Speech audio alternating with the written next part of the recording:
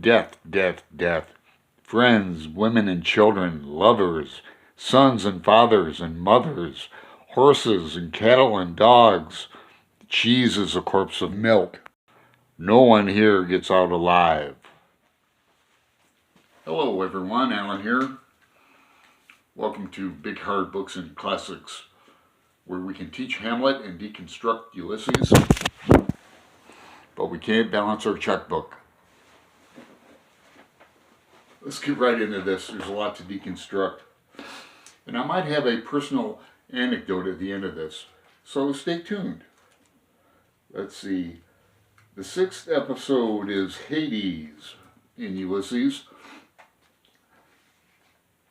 It's filled with a lot of death. And it's filled with a lot of stage directions too. It takes place in Glasslevin Cemetery.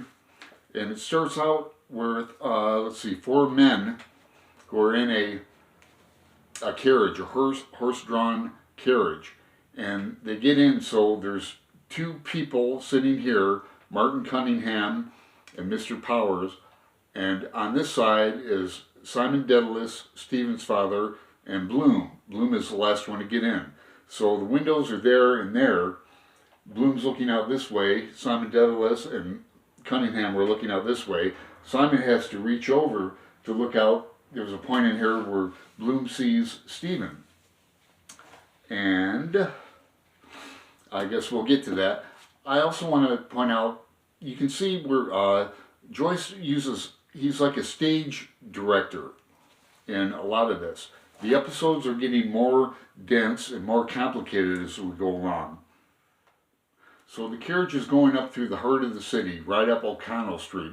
It's going to go by Irish Town, which is like the red light district of Ireland, or Dublin at the time. In fact, the Circe episode takes place in Irish Town, Night Town, it's called. I contend that a great end to Ulysses is through Dubliners, and a lot of these characters are in Dubliners, specifically in the story Grace, also in Ivy Day, in the committee room, in A Mother, and in The Sisters. I'll leave a link below to a playlist on Dubliners.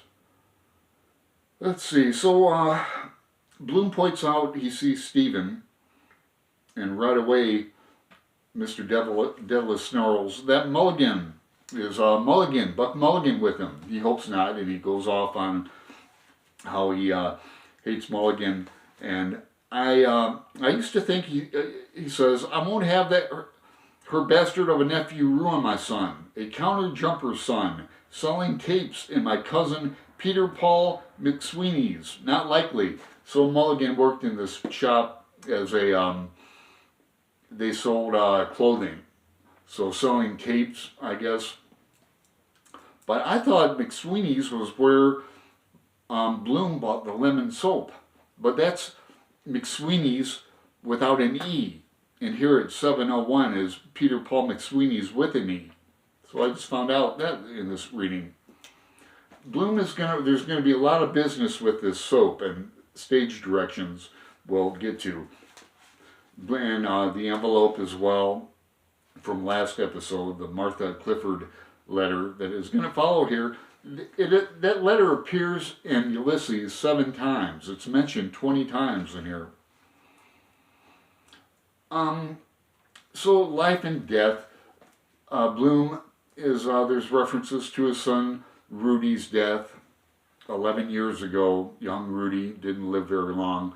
References to his father's suicide. His father is Rudolf Varig. Now the last name Varig is a Hungarian Jewish name. It means flower. That's where Bloom is getting his nom de plume Henry Flower that he writes under for Martha Clifford. And I also will come across, Bloom mentions almost getting caught by Molly writing this letter, or one of the letters to Martha. I'm not going to point out line numbers too often, but Here is I came across where it might be the last time Molly and Bloom had sex. At the bottom of 73 in the Gabler edition. He's thinking of Rudy walking beside Molly. This is at 75. If little Rudy had lived, see him grow up, hear his voice in the house, walking beside Molly in his Eton suit. My son, me in his eyes. Strange feeling that would be. For me, just a chance. Must have been that morning in Raymond Terrace. She was at the window watching the two dogs at it by the wall in the cease to do evil. The dogs were doing it and it got Molly horny. And the sergeant grinning up. She had that cream gown on with the rip she never stitched. Give us a touch, Poldy. God, I'm dying for it. How life begins. So that just may be the last time Molly and Bloom had sex, 11 years ago. Here he's thinking of Millie and growing up the same on 74, page 80, or on line 88. Molly, Millie, same thing watered down. Her tomboy oaths, oh jumping Jupiter, ye gods and little fishes. Still, she's a dear girl, soon to be a woman. Mulligar, dearest Papling, young student, yes, yes, a woman too, life, life. Bloom is continually thinking of things throughout the day, and he'll continue to think about them. Blazes Bolin showing up at 4 o'clock to see Molly regarding the playbill, going over what she's going to sing in the program. His daughter Millie in Mulligan, or up in Mulligar, it's about 40 miles north of Dublin. She's working at a photo shop as a model and a retail person, continually thinking about Rudy, his son, and his father's suicide. His father died of an overdose, poison by pills. He went away off to a hotel, went off and committed suicide by himself, and left a note for Bloom. Going to come up again and again. So they're meeting people and they're talking about people. The carriage is going up and down. They see crumbs in there.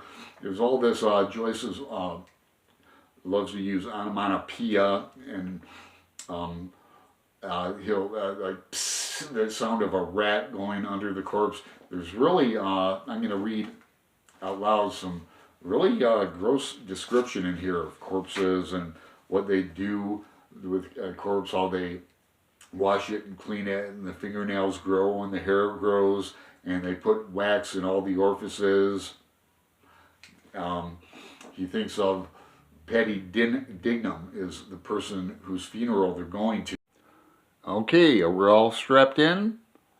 Buckle up tight. It's going to be a long, bumpy ride. Sorry about that. I get excited. Hades is probably, well, so far my favorite episode. But then, again, when I reread them, they're all my favorite episode. Where were we? The top of 76. The envelope again.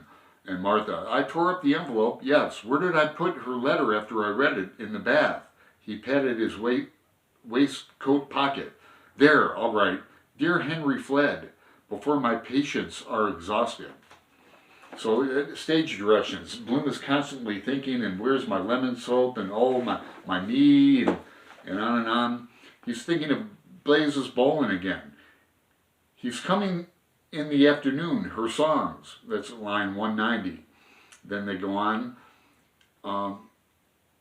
They tip their hat. They see Blazes out the window. Who? Mr. Dedalus asked. Blazes Bolin, Mr. Powers said. There he is, airing his quiff.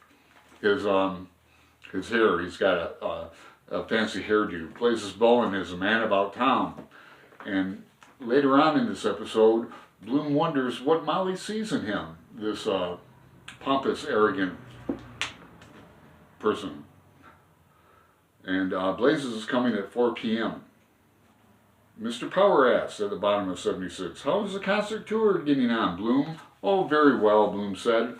I hear great accounts of it. It's a good idea, you see. Are you going yourself? Well, no, Mr. Bloom said. In point of fact, I have to go down to the country, to County Clare on some private business. Now, Bloom's going down to, for memorial service, little gathering for his father. 20 past 11, there's always a count of time here. It's 20 past 11, that's at line like 238. We're always aware of time in Ulysses. Now notice that they talk about Paddy Dignam, and even Simon Dedalus said, oh, one of the best Irishmen who ever wore a hat, things like that, and they're talking him up. And he died of alcoholism, Bloom notes. Too much John Barleycorn. But notice, of all the things they say, nobody gives him a eulogy. Nobody really gets up and says anything about Paddy Dignam. Now, there's a lot of jokes in this episode. One is, let's see,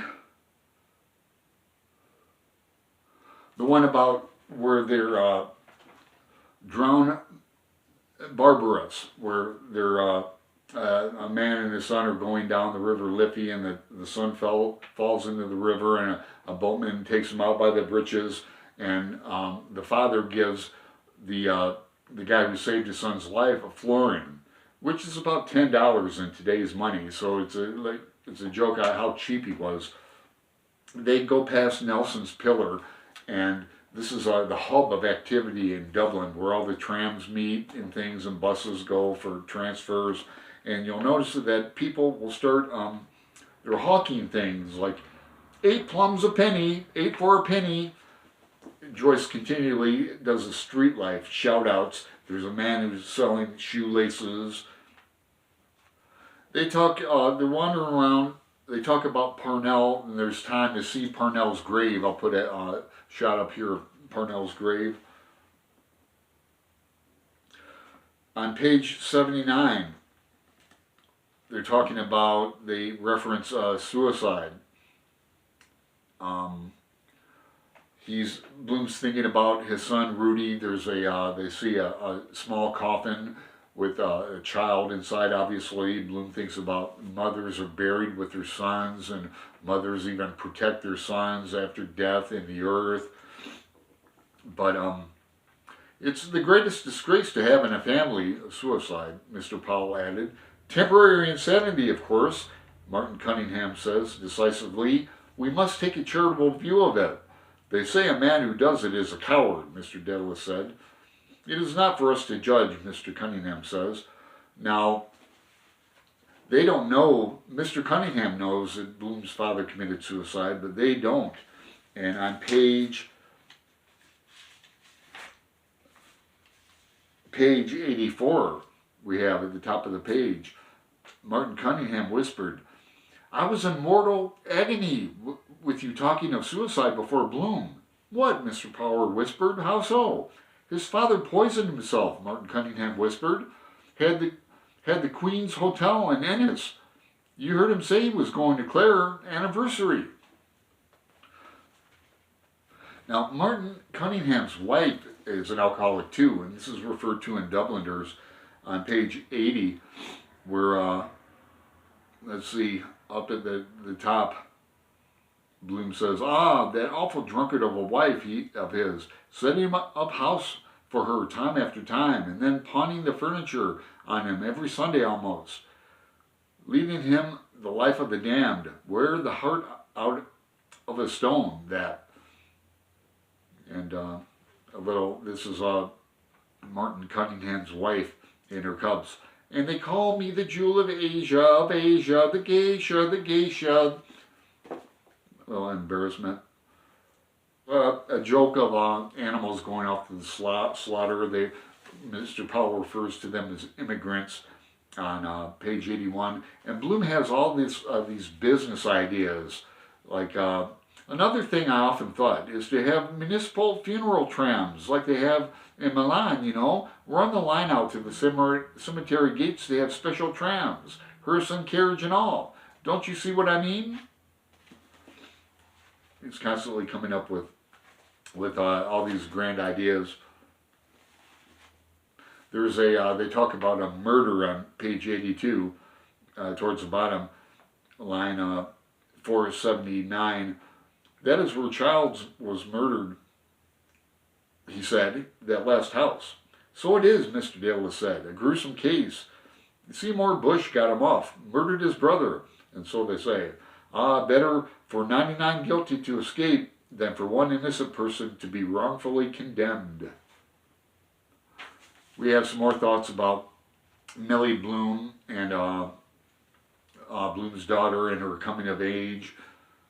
She might like me to come that way without letting her know. Must be careful about women. Catch them once with their pants down. Never forgive you after. 15. Now all he's saying is that he's going to surprise Millie and hopes he doesn't catch her like with Alec Bannon, her suitor and boyfriend. Here's some stage directions, what I'm referring to on page 85 towards the middle. Mr. Bloom stood behind near the front, and when all had knelt, dropped carefully his unfolded newspaper from his pocket and knelt his right knee upon it. He fitted his black hat gently on his left knee and, holding its brim, bent over piously. Now go to the next page. Sometimes to let out the bad gas and burn it. Out it rushes blue. One whiff of that and you're a donner. My kneecap is hurting. Ow, that's better. Joyce will go from third person narrator to the first person. Like, my kneecap is hurting. Ow, that's better. The priest took a stick out with a knob and then he's back in third again. Bloom gets the Catholicism right. You know, Molly is Catholic, so he's well versed in Catholicism, and it's hard not to be in Dublin. It's a totally Catholic city. Here at the bottom of 86, we have a reference to Stephen's mother again. Her grave is over there, Jack, Mr. Dillis said. I'll soon be stretched beside her. Let him take me whenever he likes. Breaking down, he began to weep to himself quietly, stumbling a little in his walk. Mr. Power took his arm. So now they're walking around Glass Lemon Cemetery. This is a particularly gruesome paragraph. Lots of them lying around here, lungs, heart, livers, old rusty pumps. Damn the thing else. The resurrection and the life. Once you are dead, you are dead. The last day idea.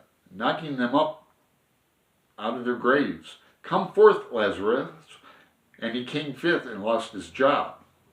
A little humor there. Then every fellow mousing around for his liver and his lights and the rest of his traps. Pennyweight of powder in his skull. 12 grams, 1 pennyweight. Troy measure. I think they're referring to the weight of a brain here. At line 701, 2, 3, 4, we have, yes, he was, he said, in Wisdom Healy's, a traveler for blotting paper. Now this Wisdom Healy's, H-E-L-Y-S, is going to come up again. That's Bloom's former employee. That's going to be a little joke in some coming episodes. At the bottom, we have Martha's letter again. Now that appears in 7 chapters, 20 mentions of this letter. Did I write Ballsbridge on the envelope? I took to cover when she disturbed me writing to Martha, when Molly almost caught him writing to Martha. Hope it's not chucked in the dead letter office. Men like that, love among the tombstones, Romeo. In the midst of death, we are in life. Molly wanting to do it at the window. 8 children he has anyway. He's referring to the caretaker and the Keys ad, which is going to appear in the next episode, in fact, at 7:05. Here's a particularly gruesome paragraph on page 89, the second to last. I dare say the soil would be quite fat with corpse manure, bones, flesh, nails, charnel horses, dreadful, turning green and pink, decomposing. rot quick in damp earth. The lean old, well, I won't read it, you can read it yourself. There's many paragraphs like that. On page 90, we have the first appearance of the man in the Macintosh, who, like the floating cloud and the blind beggar, is going to appear again and again throughout Ulysses. Another joke about Robinson Crusoe.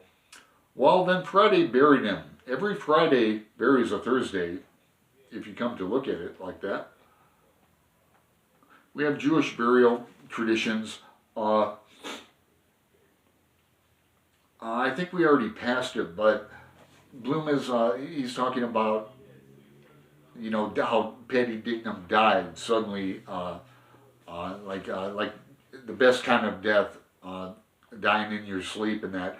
But all the other people in the carriage, the three other men, they're Christians, they're Catholics, and they want like the last rites. They want you know, a chance to confess their sins. Bloom isn't getting that.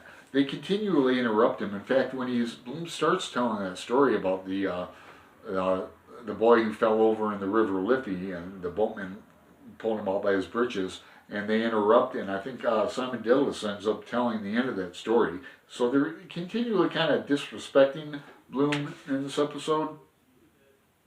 Again, 92, the man in the Macintosh.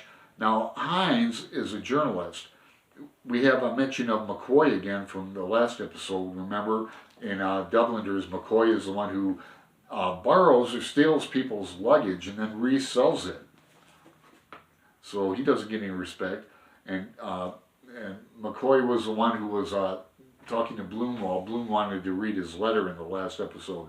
So here we have Hines coming up to get everyone's name for the, you know, for the article he's going to write about the funeral. And he's going to get Bloom's name wrong. You would think Hines would know Bloom's name since Hines owes Bloom money. He gets the Macintosh name wrong too.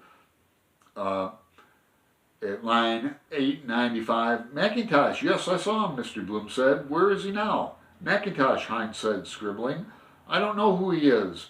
Is that his name? He moved away, looking about him. No, Mr. Bloom began, turning and stopping. I say, Hines. Didn't hear. What? Where has he disappeared to? No sign. Well, of all, has anybody here seen K-E-double-L become invisible? Good Lord, what became of him? The seventh gravedigger came beside Mr. Bloom to take up his idle spade. Oh, excuse me. We have the gravediggers, the spades, their weapon. They're knocking off turf. They're burying Dignam. We have Bloom's other idea of how people, and it was a thing back in the 1800s and early 19th century, of burying people too early. They would bury people alive. So Bloom's having these ideas of how they should have a bell inside there, or, you know, some kind of way to communicate. And on page 93, he's talking about have a gramophone of your deceased relative, your grandpa, or, you know, the photographs, so they fade from your memory. You could have a gramophone, and after dinner on Sunday, put on poor old grandfather's quack, hello, hello, I'm glad, quack, awfully glad to see you again, hello, quack, quack, quack. Remind you of the voice like the photograph reminds you of the face. Otherwise, you couldn't remember the face after 15 years, say. For instance, who? For instance, some fellow that died when I was in, where? Winston-Healy's. Okay, here we have some other gross stuff. A rat. An obese gray rat toddled along the side of the crypt, moving the pebbles. The old stager, great-grandfather, he knows the ropes. The gray, alive, crushed itself in under the plinth, wiggling itself under it. Good hiding place for treasure. Who lives there? Who laid the remains of Robert Emery? Robert Emery was buried here by torchlight, wasn't he? Making the rounds. Now, you know, Robert Emmett was tried and hung for treason. I don't know if he's buried in Prospect Cemetery, but a lot of famous people are. I'll put up some of the names here. So we're getting to the end of this. John Healy was, I think the page before or so, he was talking about how he danced with Molly Bloom 17 years ago, and he says, why is she, how did she stay with that old cod, Bloom? So a lot of disrespect again. But Bloom, in his lovable self, noticed that his hat is bent. John Henry's hat is bent, and points that out. John Henry Merton jerked his head down in acknowledgement. "Thank you," he said shortly. And they walked off in that, and the episode ends with, "Thank you. How grand we are this morning." I have left out many, many things in this episode. There's a lot to unpack. So any comments, criticisms, concerns, corrections, please put them in the comments. And it is not too late to join our Voxer group. Hit me up at Alan7770 and I'll put you in the group. So, Salacha. Oh, let me tell you my curious anecdote. So when I was in Dublin in the mid-90s, we toured this cemetery. And I was with my friend Dr. Alan Ruffley, a Joycean, and a professor, and he did a workshop in that. He's from Australia. And Dublin has curious alcohol laws for pubs, or they did back then. And one of the things they would do on Sunday, around 10 or 11, they would close the pub doors. They would literally lock you in. You couldn't get in or out. So we're on this tour of Glasnevin Cemetery, and I'm sure they were looking at all the graves, like Parnell and Maud Gonne, and famous people. And all we wanted to see is John and Mary Joyce's grave. They're buried there too, the tombstone and everything. And there's great Celtic crosses, 13 feet high. It's a great cemetery. So we get locked down in this pub, and we get out, and all our friends and colleagues are long gone. We don't have a map of the cemetery, and it's massive. So I'm going, come on, Alan, well, we're never going to find it. He goes, no, let's keep pushing. And we were drinking. We had to take away Budweiser tall boy cans. I don't have my photos with me, but there's pictures of me leaning on John and Mary's tombstone. Alan's acting like he's taking a piss on the grave. So we turn the corner and we find it. But it was a very lucky find. I don't even know how we got back to Dublin Central. But right next door to the graveyard is a pub. The name of it, the Grave Diggers Pub. So, R.I.P. Alan Ruffley. You were a good friend, you're a great Joycean, and you are remembered. Slotcha.